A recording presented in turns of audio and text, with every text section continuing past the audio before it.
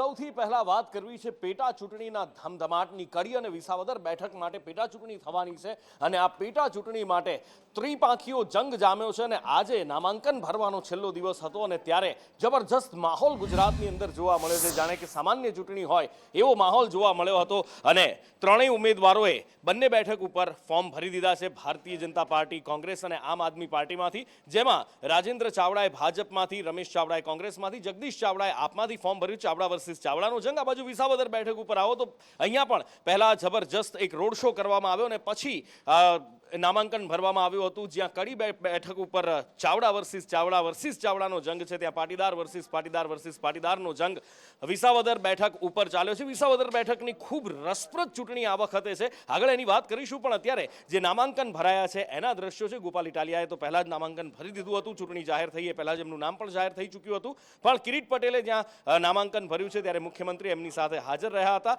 અને આ બાજુ કોંગ્રેસ દ્વારા પણ નીતિન રાણપરિયાએ કોંગ્રેસમાંથી નીતિન રાણપરિયાએ ટિકિટ આપવામાં આવી છે અને એમણે પણ આજે નામાંકન પત્ર ભર્યું।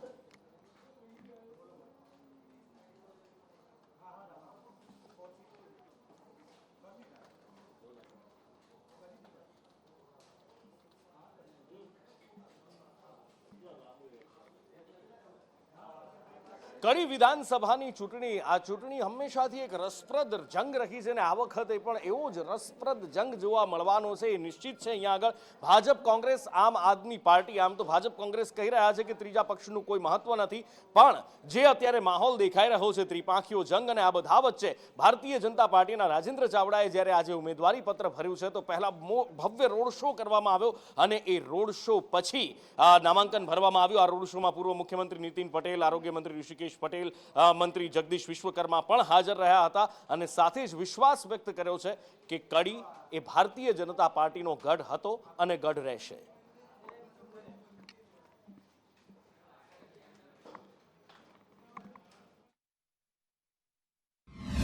અને પાર્ટીએ મને જે પસંદગી કરી છે એ પસંદગી બહુ સમજી વિચારી અને કરી છે અને મને તો લગભગ 25 થી 30 હજારની આસપાસની લીડથી હું જીતી છું। ત્રીજી વખત પાર્ટીએ મને મારી ઈમાનદારી અને મારી જુસ્સો અને પાર્ટીની જે અહીંયા કડી તાલુકા ઉપર મારા માટે બધા જે મતદારોનો મારા ઉપર પ્રેમ છે એ જોઈને મને કોંગ્રેસે અહીંયા ટિકિટ આપી છે। રાજુભાઈને કોઈ ઓળખાણ નથી કે કોઈની સાથે કંઈ સંબંધ નથી કે માત્ર ને માત્ર ભાજપના નામ ઉપર એમને ચૂંટણી લડવાની છે। આ તાલુકામાં એમનું કોઈ યોગદાન નથી।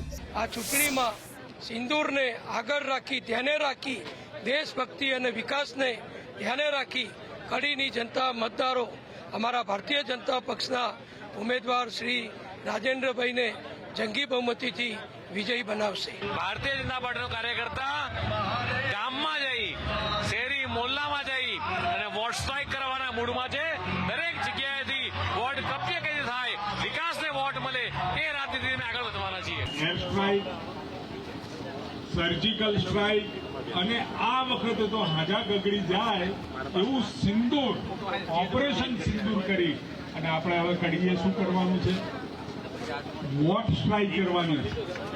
વોટ સ્ટ્રાઇક કડી વિધાનસભાની બેઠક એ ખૂબ મોટી બહુમતીથી અમે જીતવાના છીએ। માહોલ થોડો સુસ્ત હોય છે કારણ કે કોઈ એક જ વિસ્તારની ચૂંટણી હોય છે। ધીરે ધીરે ચૂંટણીના દિવસો નજીક આવશે, માહોલ જામશે, પરંતુ ભારતીય જનતા પાર્ટીનો કાર્યકર્તા ચૂંટણીલક્ષી કામ કરતો નથી। મેં અગાઉ કહ્યું એમ હંમેશા પ્રજા વચ્ચે હોય છે। ભારતીય જનતા પાર્ટીએ રાજેન્દ્ર ચાવડાના નામ પર મહોર મારી આજે વાજતે ગાજતે એમણે નામાંકન પત્ર પણ ભર્યું છે અને સાથે સાથે જ ભારતીય જનતા પાર્ટીના દિગ્ગજો જ્યાં જીતનો વિશ્વાસ વ્યક્ત કરી રહ્યા છે ત્યારે રાજેન્દ્ર ચાવડા સ્વર્ગસ્થ કરશન સોલંકીના આશીર્વાદ દેવા માટે પહોંચ્યા હતા। એમના અવસાન બાદ આ બેઠક ખાલી પડી હતી અને એમના પરિવાર સાથે એમણે વાતચીત કરી અને કરશન સોલંકીના એમણે ફોટા આગળ નમન કર્યું, એમના આશીર્વાદ લીધા અને એ પછી નામાંકન પત્ર ભરવા માટે ભવ્ય રોડ શો સાથે તેઓ નીકળ્યા હતા। મારા પિતાશ્રી કરશનભાઈ પુંજાભાઈ સોલંકી, તેઓ સ્વભાવે સરળ અને સાદગપૂર્ણ જીવન જીવ્યા છે। તેમને પક્ષે 2 વાર ટિકિટ આપી જીતાડ્યા છે અને પાર્ટીએ સાથ આપ્યો છે પૂરો અને રાજેન્દ્રભાઈને પણ જંગી બહુમતી જીતાડશે। કરશન કાકાના ઘરે તો મારે અગાઉ પણ આવવું હતું, પણ આજે આ જે માહોલ થયો અને મને એવું લાગ્યું તો પહેલી એમના ઘરની જ મુલાકાત લેવી જોઈએ, એમને શ્રદ્ધાંજલિ આપી અને એમના આશીર્વાદ લઈ અને ચૂંટણી પ્રચારના શ્રી ગણેશ કરું એ ઈચ્છા થઈ, એટલે હું એ મુલાકાત માટે આવ્યો અને મને બહુ સારું પણ લાગ્યું.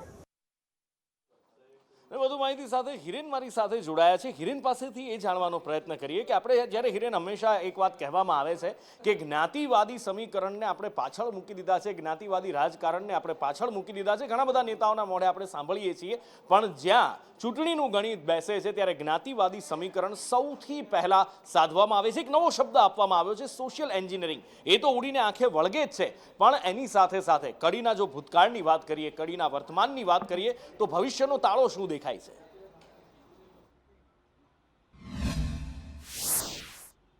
કડી છે એ એસસી કેટેગરી માટેની અનામત બેઠક છે અને એટલે જ ભારતીય જનતા પાર્ટીએ આ વખતે જૂના જોગીને મેદાને ઉતાર્યા છે. 1985માં જનસંઘ વખતે જોટાણા બેઠક ઉપરથી ચૂંટણી લડેલા એ રાજેન્દ્ર ચાવડાને ફરી એક વખત ભારતીય જનતા પાર્ટી સત્તાની નજીક લાવવા જઈ રહ્યો એ પ્રકારની સ્થિતિ દેખાઈ રહી છે. તો કોંગ્રેસે પણ 2012થી 2017 સુધી આ બેઠક ઉપર ધારાસભ્ય રહેલા રમેશ ચાવડા છે એને ટિકિટ આપી છે. સામે આમ આદમી પાર્ટી અને પ્રજાશક્તિ ડેમોક્રેટિક પાર્ટી છે એ પણ આ બેઠક ઉપરથી પોતાના ઉમેદવારો ઉતાર્યા છે. હાલની જે સ્થિતિ છે એ જોતા ભારતીય જનતા પાર્ટી પેટા ચૂંટણી હોવાના કારણે તેનું પલડું છે તે અત્યારે મજબૂત દેખાઈ રહી છે. સ્વાભાવિક રીતે સોશિયલ એન્જિનિયરિંગ જે છે એ આ કોઈ પણ પ્રકારની ચૂંટણી હોય એમાં તમામ રાજકીય પક્ષો છે તે ગોઠવતા હોય છે, અને એટલા જ માટે આ 4 મુખ્ય ઉમેદવારો સિવાય અન્ય ઉમેદવારો પણ હશે કે જે સમાજની અંદર પણ જે નાના નાના સમાજ હોય છે એમાં ભાગ પાડી અને એના મતનું છે તે વિભાજન થાય, અને એ પ્રકારની સ્થિતિના ભાગરૂપે જ કદાચ આ વ્યવસ્થા ગોઠવવામાં આવી છે.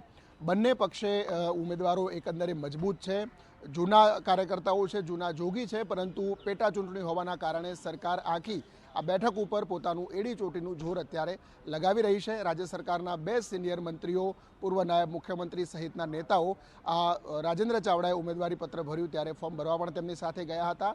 તો કોંગ્રેસે પણ પોતાના સિનિયર ધારાસભ્યો અને સિનિયર નેતાઓને આ ફોર્મ ભરવા માટે મોકલ્યા હતા.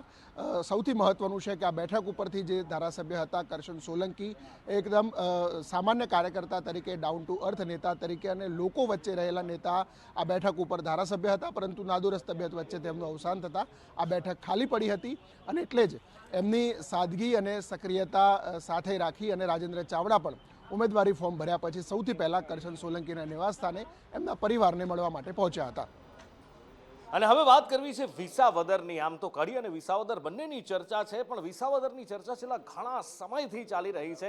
એનું કારણ છે આપણે જોઈએ હર્ષદ રીબડિયા, ભૂપત ભાયાણી અને ઘણા બધા સમીકરણો એની પાછળ કામ કરે છે. કોંગ્રેસમાંથી અહીંયા નેતાને લાવવા, આમ આદમી પાર્ટીમાંથી ભારતીય જનતા પાર્ટીમાં આવવું, ઘણા બધા સમીકરણો ચાલ્યા, એક લાંબી ન્યાયિક પ્રક્રિયા પણ ચાલી, અને એ પછી હવે આ ચૂંટણી થવા જઈ રહી છે અને આખરે કોને ટિકિટ અપાશે, સૌથી મોટું સરપ્રાઇઝ, સૌથી મોટી ચર્ચાની વાત એ જ હતી ભારતીય જનતા પાર્ટી માટે. કિરીટ પટેલ પર આ વખતે ભારતીય જનતા પાર્ટીએ દાવ ખેલ્યો છે. કિરીટ પટેલને ટિકિટ આપી છે અને આ બાજુ કોંગ્રેસમાં નીતિન રાણપડિયા છે, આ બાજુ ગોપાલ ઇટાલિયા, અને એમના માટે તો કેજરીવાલ ખુદ આવ્યા હતા અને ભવ્ય રોડ શો પણ કર્યો હતો. આતિશી હતા, ભગવત માન હતા, એ પણ આપણે જોયું છે. એટલે હવે જોવાનું એ છે કે અહીંયા ચતુષ્કોણીઓ, એક કિશોર કાનપરિયા પણ અહીંયાથી અપક્ષ લડી રહ્યા છે અને એ પણ એક મોટું ફેક્ટર અહીંયા આગળ બની શકે છે વિસાવદરની ચૂંટણીમાં. અને વિશ્વાસ છે કે આગામી 19 તારીખે મતદાન થશે ત્યારે ભારતીય જનતા પાર્ટીનો જ્વલંત વિજય થશે, તેનો મને વિશ્વાસ છે. અમે કોઈ વાણી વિલાસ કરવામાં કોઈ માનતા નથી.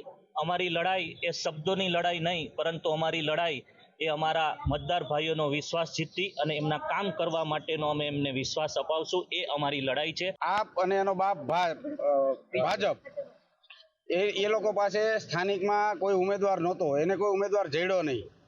એ લોકો એવું માને છે કે વિસાવદરની ભાજપ અને આપને વાંજણી માને છે. એ લોકો એની પાસે કોઈ સ્થાનિક ઉમેદવાર લડી શક્યો તેવો નહોતો. ત્યારે કોંગ્રેસ પાર્ટીએ મને અહીંયા સ્થાનિકમાંથી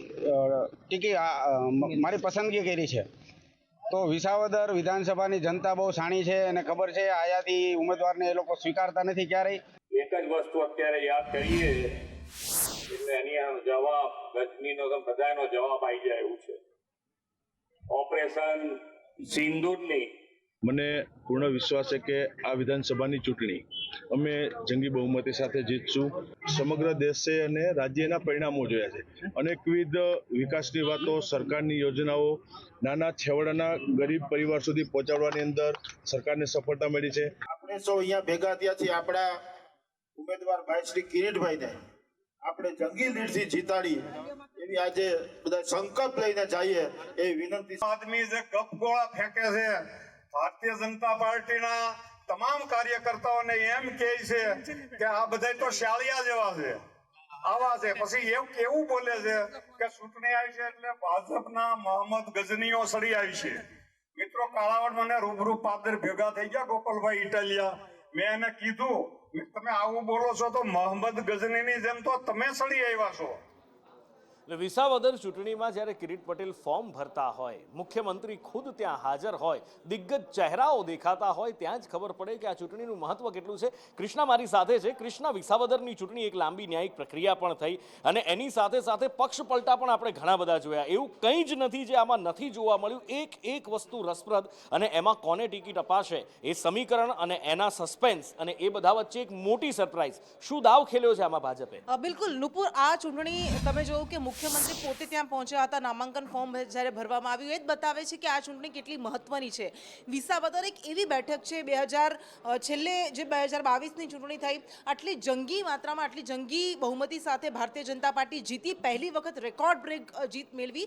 પરંતુ તેમ છતાં જૂનાગઢની આ વિસાવદર બેઠક જીતવામાં એ સફળ નહોતી રહી. આમ આદમી પાર્ટીના નેતા ભૂપત ભાયાણીએ બેઠક જીત્યા હતા. જો કે અત્યારે આ પેટા ચૂંટણી આવી છે એની પાછળનું જ કારણ છે કે છેલ્લા કેટલાક સમયથી વિસાવદરમાં જે ભાંગતોડની રાજનીતિ થઈ, જે તોડજોડની રાજનીતિ થઈ, સૌથી પહેલા હર્ષદ રીબડિયા કે જેઓ કોંગ્રેસમાંથી જીત્યા હતા, તેઓ ભારતીય જનતા પાર્ટીમાં ગયા અને ફરી પાછા પેટા ચૂંટણી લડ્યા, તેમાં તેઓ હારી ગયા અને ભૂપત ભાયાણી જીત્યા. પાછા તેઓ પણ ભારતીય જનતા પાર્ટીમાં આવી ગયા. જો કે આ વખતે તેમને પણ ટિકિટ આપવામાં નથી આવી એટલે એવું લાગતું હતું કે નારાજગી દેખાશે, પણ તેમણે પોતે કહી દીધું કે આપણે બધા સાથે મળીને લડીશું. જો કે 2007માં છેલ્લે 17 વર્ષથી ભારતીય જનતા પાર્ટી આ બેઠક પર વનવાસ ભોગવી રહી છે, એ નથી જીતી શકી. 2007માં છેલ્લે કનુભાલાળા બેઠક પરથી જીત્યા હતા અને ત્યારથી કોંગ્રેસ આ બેઠક પરથી જીતી, આમ આદમી પાર્ટી જીતી. કેશુબાપા પોતે જીપીપી સ્થાપીને આ બેઠક પરથી જીત્યા હતા અને 2012નો એ સમય છે જ્યારે કોંગ્રેસનું મેન્ડેટ ઝૂંટવાઈ ગયું હતું અને એ સમયે લડાઈ માત્ર ભાજપ અને જીપીપી વચ્ચે જ થઈ હતી અને કેશુબાપાએ બેઠક પરથી જીત્યા હતા. જો કે એ વાત અલગ છે કે બાદમાં તેમણે પોતાના પક્ષને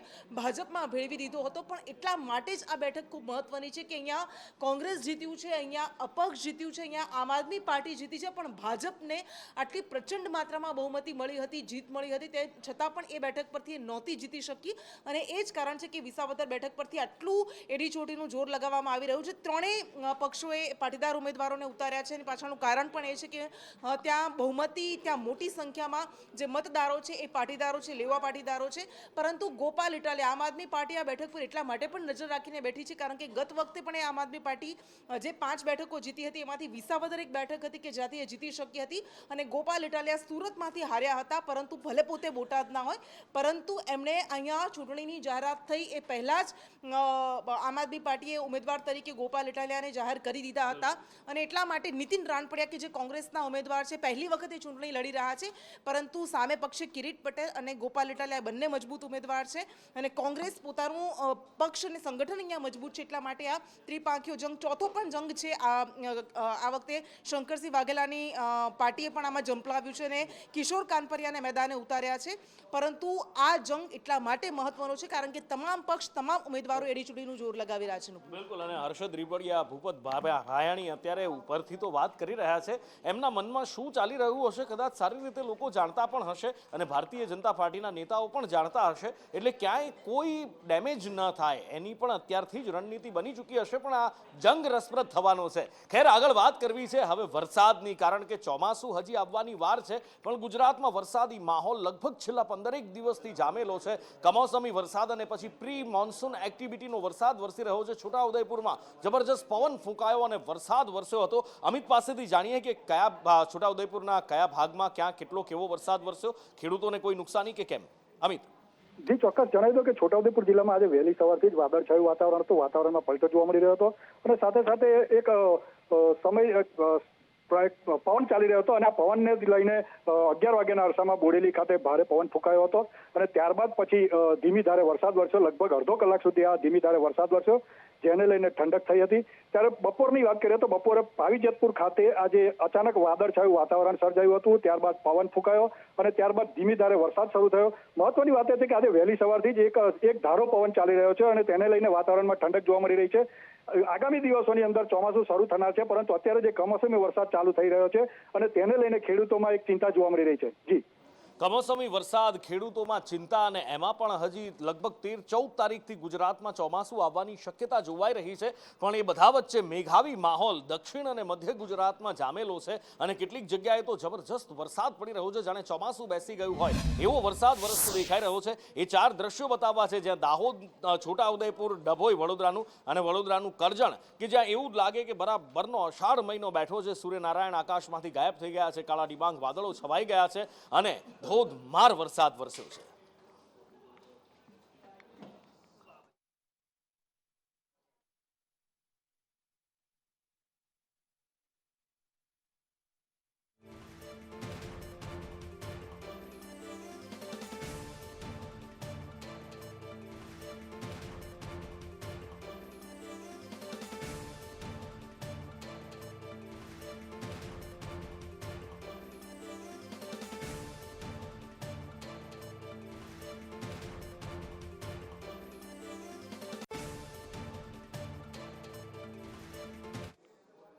અને આ બધા વચ્ચે 8 જૂન સુધી રાજ્યમાં છૂટાછવાયા વરસાદની આગાહી કરવામાં આવી છે અને એની સાથે સાથે જ લગભગ 14 તારીખથી ચોમાસું બેસવાનું પણ અનુમાન અંબાલાલ કાકાએ વ્યક્ત કર્યું છે. અંબાલાલ કાકા શું કહી રહ્યા છે આગળ બતાવીશું, પણ વિંડીનું અનુમાન શું કહે છે એ બતાવવું છે. અત્યારે નૈઋત્યનું ચોમાસું છે, મુંબઈથી શરૂ કરી અને છેક દેશના દક્ષિણ છેડા સુધી ચોમાસું બરાબરનું જામેલું છે. દરિયા કિનારાના જેટલા પણ રાજ્યો છે ત્યાં જબરજસ્ત વરસાદી માહોલ જામેલો છે. મુંબઈમાં સૌથી ભયાનક પરિસ્થિતિ આપણે ભૂતકાળમાં પણ જોયું કે મુંબઈમાં કેવી હાલત હતી અને ચોમાસું હવે ધીમે ધીમે આગળ વધી રહ્યું છે. પણ એ બધા વચ્ચે ગુજરાતના પણ દરિયા કિનારાના વિસ્તારોમાં તમે જુઓ તો સારો એવો વરસાદ આ બાજુ કચ્છથી શરૂ કરી અને છેક ભાવનગર સુધી ને આ બાજુ ઘોઘાથી શરૂ કરી અને છેક સુરત સુધી આ વસ્તુ દેખાઈ રહી છે કે ભાઈ વરસાદી વાદળો અહીંયા આગળ છવાયેલા છે. એની સાથે સાથે આવનારા સમયમાં, આવનારા દિવસોમાં ક્યાં કેવો વરસાદ વરસી શકે છે, વરસાદી વાદળો ક્યાં ક્યાં છવાયેલા રહેવાની શક્યતા છે, વિંડીનું અનુમાન શું કહી રહ્યું છે એ આપને બતાવવું છે. વિંડીના અનુમાન પ્રમાણે આ 3 તારીખનું અનુમાન છે,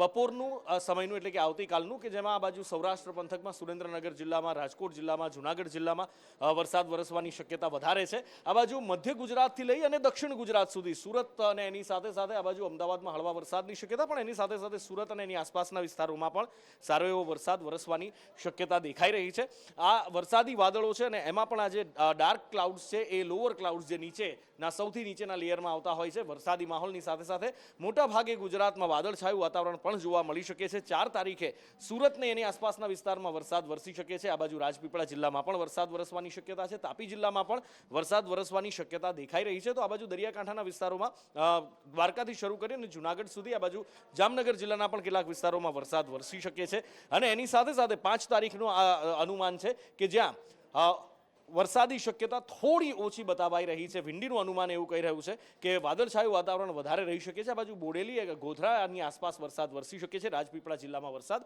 અને આ બાજુ સૌરાષ્ટ્રમાં વાદળછાયું વાતાવરણ રહી શકે છે. પણ કોઈ એવો ખાસ ભારે વરસાદની શક્યતા અત્યારે નથી દેખાઈ રહી. 6 તારીખે જુનાગઢ, રાજકોટથી લઈ અને જુનાગઢ અને આ બાજુ છેક ગીર સોમનાથ જિલ્લા સુધી વરસાદની શક્યતા દેખાઈ રહી છે. એટલે કે 8 તારીખ સુધી છૂટો છવાયો વરસાદ ગુજરાતની અંદર રહેવાની હવામાન વિભાગ વિંડીનું અનુમાન છે. અને હવામાન વિભાગ પણ કહી રહ્યું છે કે જ્યાં સુધી ચોમાસું બેસશે ત્યાં સુધી ગુજરાતમાં છૂટો છવાયો વરસાદ તો ચાલુ જ રહેશે.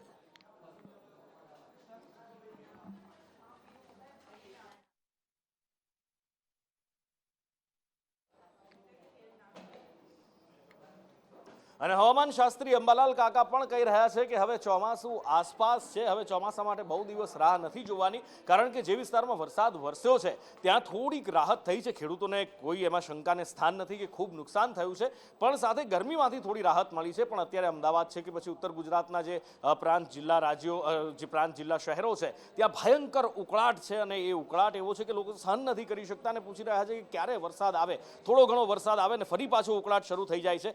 14 થી 16 16 જૂન સુધી ગુજરાતમાં ચોમાસું પહોંચે એવી શક્યતા અંબાલાલ કાકાએ વ્યક્ત કરી છે. અને આ ગુજરાતમાં ચોમાસું પહોંચ્યા પછી આ ઉકળાટ, આ કળાવનારી ગરમી, આ બધાથી રાહત મળવાની શક્યતા છે. પણ ચોમાસું ન પહોંચે ત્યાં સુધી તો આ ઉકળાટ વધતો જ રહેવાનો છે. દક્ષિણ ભારતમાં જે વરસાદની સિસ્ટમ બની રહી છે અને બંગાળના ઉપસાગરમાં તારીખ 10ની આસપાસ એક સાયક્લોનિક સર્ક્યુલેશન બની રહ્યું છે. ત્યાંની અસર જો ગુજરાતના પૂર્વ ભાગ તરફ થાય તો વરસાદ અંગે કંઈક ગુજરાતમાં વરસાદ આવી શકે. પરંતુ પશ્ચિમ ઘાટમાં લગભગ સમુદ્ર જે સિસ્ટમના કારણે અરબી સમુદ્રની પશ્ચિમ ઘાટમાં દેશના ભારે વરસાદ થવાની શક્યતા રહે છે. કોઈ ભાગમાં 200 mm વધારે વરસાદ થવાની શક્યતા રહે છે. અને 12 જૂનથી લગભગ 16, 17 કે 18 જૂન સુધીમાં ગુજરાતમાં ચોમાસું આવી જવાની શક્યતા રહે છે. જેમાં 14 થી 16 જૂનમાં દક્ષિણ ગુજરાત અને દક્ષિણ સૌરાષ્ટ્રના ભાગોમાં ભારે વરસાદ થશે. મધ્ય ગુજરાતના ભાગોમાં ભારે વરસાદ થવાની શક્યતા રહે છે. એટલે ચોમાસું લગભગ હવે 12 જૂનથી એક્ટિવ થવાની શક્યતા રહે છે. આ બાજુ મુંબઈથી શરૂ કરી અને છેક દક્ષિણ ભારત તામિલનાડુના દરિયા કિનારા સુધી જબરજસ્ત મેઘાવી માહોલ જામેલો છે. ગુજરાતમાં પણ છૂટો છવાયો વરસાદ વરસી રહ્યો છે. પણ સૌથી મોટી ઘાત અત્યારે તોડાતી હોય તો એ હિમાલયની ગોદમાં વસેલ 7 સિસ્ટર્સ પર. જી હા, ઉત્તર પૂર્વના જે રાજ્યો છે એ પૂર્વાંચલના રાજ્યોમાં જબરજસ્ત અત્યારે વરસાદ થઈ રહ્યો છે. એવો વરસાદ કે હાજા ગગડાવી દે એવા દ્રશ્યો કે લોકોને વિચારવા મજબૂર કરી દે કે શું ખરેખર રિયલ લાઈફમાં આટલો ભયાનક વરસાદ વરસ્યો છે? શું ખરેખરમાં આટલું ભયાનક નદીનું પાણી, આટલું વહેણ આટલું ભયાનક હોઈ શકે છે? ક્યાં કેવો વરસાદ, કયા રાજ્યમાં કેવી તબાહી? અંકિત પાસેથી જાણીએ. બિલકુલ, અરુણાચલ પ્રદેશની જો ખાસ કરીને વાત કરીએ તો એ તસવીર અત્યારે આપ જોઈ રહ્યા છો કે જેમાં એક કામચલાઉ બ્રિજ પરથી એક યુવક એ રીતે પસાર થઈ રહ્યો છે કે તેનો જીવ જોખમાય છે. એટલો ફોર્સમાં ત્યાંથી પાણી વહી રહ્યું છે અને પૂરની સ્થિતિ ત્યાં અત્યારે જોવા મળી રહી છે. આ જ વિસ્તારમાં અલગ અલગ જગ્યાએ 300 જેટલા લોકો ફસાયેલા હતા. ઉપરાંત 14 જેટલા લોકો જે ફસાયેલા હતા તેમને પણ MI-17 જે હેલિકોપ્ટર છે તેમના દ્વારા રેસ્ક્યુ કરવામાં આવ્યું હતું. અરુણાચલની સાથે સાથે સિક્કિમ અને મિઝોરમ, આ બે જગ્યાઓ એવી છે કે જ્યાં વધુ વરસાદ અને પૂરને કારણે લોકો જે છે તે પરેશાની ભોગવી રહેલા જોવા મળી રહ્યા છે. વિગતવાર જો વાત કરીએ તો 48 કલાકમાં 3802 લોકો કે જેમને જે લોકોને રેસ્ક્યુ કરવામાં આવે છે, જેમને અલગ અલગ જગ્યાએ ખસેડવામાં આવ્યા કે જ્યાં તેઓ સુરક્ષિત રીતે રહી શકે. અત્યાર સુધીમાં રાજ્યમાં કુલ 12 ભૂસ્ખલનની ઘટનાઓ જે છે તે મણિપુરમાં બની ચૂકી છે, જેમાં અલગ અલગ જગ્યાએ જે રોડ બ્લોક્સ થયા છે. આ ઉપરાંત 883 જેટલા ઘરો છે જેને નુકસાન થયું છે અને 64 જેટલા પ્રાણીઓ જે છે તેમના મૃત્યુ થયા છે. ઇમ્ફાલ પૂર્વ જિલ્લામાં પણ કેટલાક ભાગોમાં પાણી ભરાઈ ગયા છે કે જ્યાં લોકો પારાવાર મુશ્કેલીનો સામનો કરી રહ્યા છે. બીજી તરફ દેશના પૂર્વોત્તરના ભાગમાં વરસાદ બાદ ભારે પૂરની સ્થિતિ અને તબાહીની સ્થિતિ પણ જોવા મળી રહી છે. સિક્કિમમાં વરસાદને કારણે જનજીવન ખોરવાયેલું જોવા મળી રહ્યું છે. વરસાદના કારણે ભૂસ્ખલન થતાં મુખ્ય માર્ગો બંધ થઈ ગયા છે. પૂર્વ સિક્કિમના નીમચેન પ્રેમલખા નજીક ભૂસ્ખલન થયું છે, જેમાં પણ 1500 જેટલા પ્રવાસીઓ જે છે તે પણ ફસાયા હતા. ઉપરાંત 112 પ્રવાસીઓ જે છે તે લાચેનમાં ફસાયા હતા, જેમને પણ રેસ્ક્યુ કરવામાં આવે છે. તો ઓવરઓલ જો જોવા જઈએ તો પહાડી વિસ્તારોમાં, પહાડી રાજ્યોમાં અત્યારે ભારે ભૂસ્ખલનના કારણે પણ પરેશાની થઈ રહી છે. બીજી તરફ વરસાદને કારણે પણ પરેશાની થઈ રહી છે. એક અપર સાયક્લોનિક સર્ક્યુલેશન પણ ત્યાં બનેલું છે, જેના કારણે હજુ પણ 2-3 દિવસ સુધી આ પ્રકારની સ્થિતિ ત્યાં રહે તેવી પણ હવામાન વિભાગ દ્વારા આગાહી કરવામાં આવી છે અને લોકોને સુરક્ષિત સ્થળે રહેવા માટે અને સાવચેત રહેવા માટે અપીલ કરવામાં આવી રહી છે. અને હવે આગળ વાત કરવી છે ભ્રષ્ટાચારની. ગુજરાતમાં ભ્રષ્ટાચાર મુક્ત ગુજરાત બનાવવાની વાત વર્ષોથી ચાલે છે, પણ કદાચ ભાગ્યે જ કોઈ દિવસ જતો હોય જ્યાં ભ્રષ્ટાચારના આરોપ ના થતા હોય અથવા તો ભ્રષ્ટાચારની ચાડી ખોલતી કોઈ પોલ સામે ના આવી હોય. આ વખતે ગીર સોમનાથ જિલ્લામાં બેક વોટર પર જેટી બનાવવામાં આવી રહી છે. એ જેટીમાં ભ્રષ્ટાચારના આરોપ લાગ્યા છે. રાજ્ય સરકાર લોકોના અને ખાસ કરીને દરિયાકાંઠાના જે માછીમાર સમુદાય છે તેના વિકાસ માટે કટિબદ્ધ છે, પરંતુ ક્યાંક ને ક્યાંક તંત્ર અને બે જવાબદાર કોન્ટ્રાક્ટરોના પાપે જે રાજ્ય સરકારની જે શુભ નેમ છે તે સાર્થક થતી નથી. આ દ્રશ્ય છે સૂત્રાપાડા તાલુકાના જે જેટી, નવી બ્રેકવોટર જેટી બની રહી છે. અંદાજે 358 કરોડના ખર્ચે આ બ્રેકવોટર જેટી તૈયાર થઈ રહી છે, પરંતુ હજુ આ કામનું પૂર્ણ થાય તે પૂર્વે જ આ બ્રેકવોટર જેટી છે આખી ધોવાઈ ગઈ છે. જો પૂર્ણ વરસાદ અને મોન્સૂન આવે ત્યારે શું સ્થિતિ થાય એ એક મોટો સવાલ છે. ખાસ કરીને સ્થાનિકો આક્ષેપ કરી રહ્યા છે કે જે જેટીનું કામ છે તેમાં ભ્રષ્ટાચાર થઈ રહ્યો છે. શું આખી રજૂઆત? સરકારશ્રી દ્વારા આ જેટી 2022માં મંજૂર કરવામાં આવેલી. 30/3/2023ના 10/3/2023ના રોજ આ ફિશરીઝ હાર્બરનું કામની શરૂઆત કરવામાં આવી. ઉચ્ચ ગુણવત્તાના પથ્થર નાખવાથી અત્યારે જે આ ફિશરીઝ હાર્બરનો જે બ્રેક વોટરનો પારો જે બનાવેલ છે એ બ્રેક વોટરનો પારો અંદાજિત 110 મીટર ઉપર એ પારો છે એ ચોમાસાની હજી શરૂઆત નથી થઈ, એ પહેલા તૂટી ગયેલો છે. અહીંયા તમે આજુબાજુમાં જોઈ શકો છો કે એકદમ નબળી ગુણવત્તાનો ને જે ખેતરના ઉપરના ભાગનો પથ્થર છે, જે કાંકરી બનાવવામાં પણ ચાલેલ એવો નથી, એવો પથ્થરનો ઉપયોગ કરીને આ ફિશરીઝ હાર્બરનું અત્યારે નિર્માણ થઈ રહ્યું છે. આવનાર દિવસોમાં એકદમ સારી રીતે તપાસ કરે અને આ કામ જે કંઈ નબળી ગુણવત્તાનું છે એમાં સુધારો આવે એવી અમે શ્રીપતિ એસોસિએટ્સ છે જે નામના કોન્ટ્રાક્ટર છે, એની મિલીભગત અને બિન અનુભવ કાર્યક્ષમતાને કારણે આ હાર્બર અત્યારે બ્રેક વોટર તૂટી ગયું છે. અને હવે વાત કરવી છે રાજકોટની, જ્યાં સીસીટીવીમાં કંઈક એવું કેદ થયું છે જે ખરેખર શરમજનક છે. કારણ કે રેસ્ટોરન્ટમાં બે યુવાનો જમવા માટે જાય છે અને જ્યારે જમવાનું આવે છે અને એ પછી એ યુવાનો જે કરે છે એ તમે જાતે જ જુઓ. તમે ખરેખર એ યુવાનો ઉપર તમે પણ ફિટકાર વર્ષાવશો. કારણ કે એ જમવાનું જાય છે, એમને પીરસાય છે અને એ પછી બબાલ થાય છે કે આમાંથી વાળ નીકળ્યો છે, પણ જ્યારે સીસીટીવી જોવામાં આવે છે ત્યારે ખબર પડે છે કે એ વાળ એ યુવાનોએ જ નાખ્યો હતો. આખરે શા માટે, એ પણ એક સવાલ છે. મયુર મારી સાથે લાઈવ જોડાયા છે. મયુર, શું મફતમાં ખાવાનો ઈરાદો હતો કે પછી રેસ્ટોરન્ટ વાળા પાસેથી કોઈ તોડપાણી કરવાનો ઈરાદો હતો આ યુવાનોનો?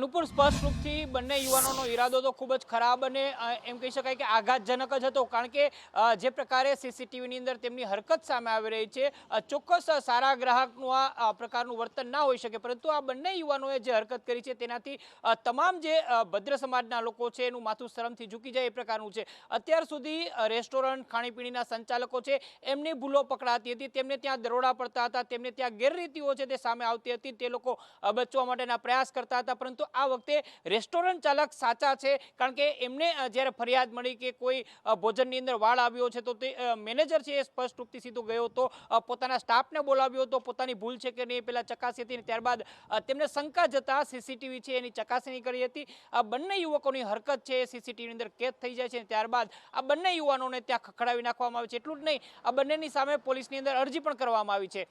ચોંકાવનારી બાબત એ છે કે આ બંને યુવાનો છે કયા ઈરાદા સાથે રેસ્ટોરન્ટમાં ગયા, એમનો ખરો ઈરાદો શું હતો એ જ સુધી સામે નથી આવ્યું, પરંતુ જે પ્રકારના સીસીટીવી છે ચોક્કસ એમનો ઈરાદો મલિન જ છે એવું લાગી રહ્યું છે. પંજાબ અને આરસીબીના કેપ્ટન બંનેની પ્રેસ કોન્ફરન્સ હતી અને ખૂબ રસપ્રદ મુકાબલો આવતીકાલે થવાનો છે નરેન્દ્ર મોદી સ્ટેડિયમમાં. આશા રાખી વરસાદનું વિઘ્ન ન આવે, કારણ કે જબરજસ્ત ક્લોઝિંગ સેરેમની થવાની છે અને એ ક્લોઝિંગ સેરેમની ઓપરેશન સિંદૂરની થીમ ઉપર રાખવામાં આવી છે અને દેશભક્તિના ગીતો પણ આ ઓપરેશન સિંદૂરની થીમ ઉપર જ્યારે ક્લોઝિંગ સેરેમની થશે ત્યારે જોવા મળશે. શંકર મહાદેવન આવવાના છે અને એમના કંઠે આ દેશભક્તિના ગીતો રેલાવાના છે અને અત્યારથી જ આ મેચ માટે ખૂબ ઉત્સાહ લોકોની અંદર છે. તિરંગાની થીમ પર સ્ટેડિયમમાં અત્યારે લાઇટિંગ પણ કરવામાં આવ્યું છે અને ખૂબ જબરજસ્ત મેચ આવતીકાલની થવાની છે. અને સાથે સાથે સેનાના ત્રણેય પ્રમુખોનું સન્માન કરવામાં આવનાર એક વાત હતી, એના પર કન્ફર્મેશન હજી સુધી નથી આવ્યું. આજે સાંજે બની શકે કે એના ઉપર કોઈ કન્ફર્મેશન આવે, પણ ઓપરેશન સિંદૂરની થીમ ઉપર આ ક્લોઝિંગ સેરેમની થશે. શંકર મહાદેવનના કંઠે દેશભક્તિના જબરજસ્ત ગીતો રેલાતા પણ સંભળાશે.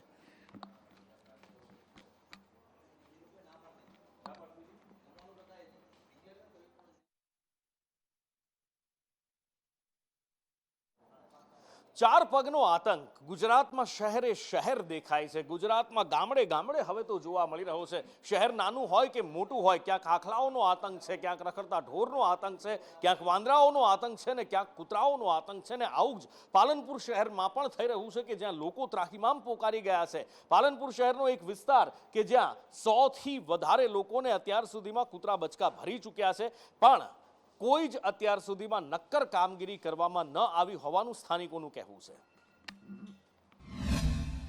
સુરત શહેરમાં રખડતા શ્વાન છે તે અનેક લોકોને શિકાર બનાવે છે, ત્યારે સુરતના પાલનપુર વિસ્તારમાં આવેલી બાલાજી સોસાયટીમાં શ્વાનનો આતંક છે અને આ શ્વાને અત્યાર સુધીમાં સોસાયટીના 100થી વધુ રહ્યું છે અને કરડી ખાધા છે. જોઈ શકાય છે કે આ તમામે તમામ લોકોમાં રોજ જોવા મળી રહ્યો છે, કારણ કે આ બાળકોને લઈને બહાર નીકળે છે ત્યારે આ રખડતા શ્વાન છે તે તેમને કરડી કાઢે છે અને શિકાર બનાવે છે. તો એક રીતે મેન્ટલી આપણને ડિપ્રેશન જેવું જ લાગે છે કે આપણે બહાર નીકળીએ તો પાછળ ગાડી વળીને જોતા જ જવું પડે છે કે પાછળથી કરડી તો નહીં ખાય. તો એક જાતની માનસિક બીકમાં જ અમે લોકો જીવી રહેલા છીએ. કોઈ અમારા ઘરે મહેમાન આવે તો અમારે પહેલા ઇન્ફોર્મ કરવું પડે કે જો ભાઈ તમે ધ્યાન રાખજો. તો એટલું તો ક્યાર સુધી અમે કોઈને કહી શકીએ. કોઈ વ્યક્તિ અજાણ્યામાં ચાલતું આવતું હોય તો એને પાછળથી એ કઢે છે, એટલે ખ્યાલ જ નથી આવતો કે ઓચિંતા એ આવીને ક્યારે કઢી જાય છે. એટલે અમે ઘણા બધા માનસિક બીકમાં જીવીએ છીએ. એ લોકો માત્ર કૂતરા પકડવા આવે એનો કાયમી નિકાલ કરતા નથી. સોસાયટી વારંવાર રજૂઆત કરે, મૌખિક રજૂઆત કરી, લેખિત રજૂઆત કરી, જે કોઈ ચોમાસું માથે આવીને ઊભું છે અને ખેડૂતો વાવણી કરવા માટે તત્પર થયા છે, પણ વાવણી કરવી તો કરવી કેવી રીતે? અલગ અલગ જિલ્લાઓમાંથી રાવ ઉઠી રહી છે. થોડા દિવસ પહેલા જુનાગઢમાંથી ડીએપીની રાવ ઉઠી હતી કે ડીએપી નથી મળ્યું, અને આ વખતે હવે મોરબી જિલ્લાના ખેડૂતો કહી રહ્યા છે કે અમને ખાતર નથી મળી રહ્યું, રાસાયણિક ખાતર નથી મળતું, અને એના કારણે વાવેતર કરવું તો કરવું કેવી રીતે એ સવાલ છે. ઘણા લાંબા સમય પછી કેનાલમાં પાણી તો છૂટ્યું છે, પણ વરસાદ પણ માથે આવીને ઊભો છે, પણ ખાતર જ નથી તો કરે કેવી રીતે વાવેતર? આ એ વિસ્તાર છે કે જ્યાં કપાસ મગફળીનું વિપુલ ઉત્પાદન થાય છે, પણ ખાતર વગર વાવેતર કેમ કરવું એ અત્યારે સૌથી મોટી સમસ્યા છે. ની સાથે ને સાથે પાયાના ખાતર તરીકે ડીએપીની ખૂબ જરૂરિયાત ખેડૂતને હોય, ત્યારે અત્યારે હળવદની અંદર ડીએપી ખાતરની એટલી બધી અછત છે, અને જે ડેપો પાસે ખાતર છે પણ સાથે અન્ય ખેત પેદાશોમાં જેને ઉપયોગ કે જરૂરિયાત નથી એવા ખાતરો ફરજિયાતપણે આપવા માટે હું છેલ્લા 15 દિવસથી આ ઉડિયા અને ડીએપી ખાતરમાં આંટા મારું છું. ખાતર કોઈ ઘણી જગ્યાએ આખું ગોડાઉન ભર્યું હોય હોવા છતાં ખાતર વેચાણ કરતા નથી દુકાનવાળા. આપણે પૂછીએ કે શું છે, તો કે તમારે ફાડા સલ્ફર 5 થેલી 2 કટા અને નેનો ઉરિયા, આ વસ્તુ લો તો તમને પાયાનું ખાતર મળશે, અને ખાતર નહીં આપી. અત્યારે ઉરિયા જોઈ છે હવે, તો અત્યારે ઉરિયા લેવા નીકળું હું 10-5 ઘટાડું કહું છું.